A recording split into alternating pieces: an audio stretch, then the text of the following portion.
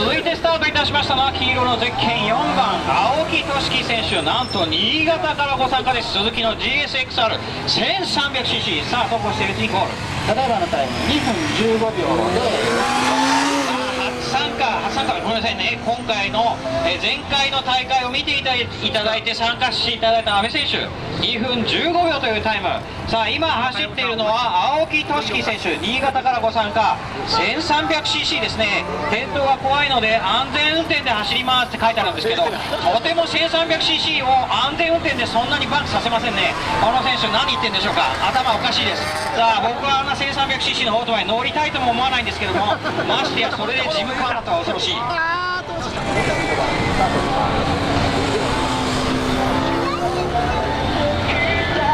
はい、続いてスタートいたしましたのはゼッケン5番岡健一選手、東京中野区からご参加。さあ走行してるうちゴールです。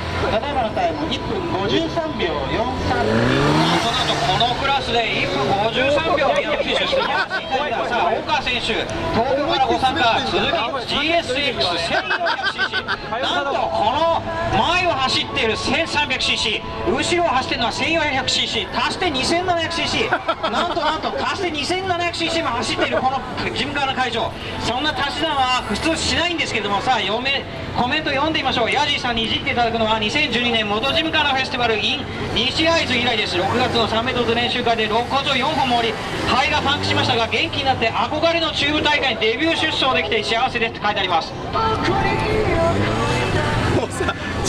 さあ続いてスタートいたしましたのはゼッケン6番西村選手。さあゴールですね。1300cc。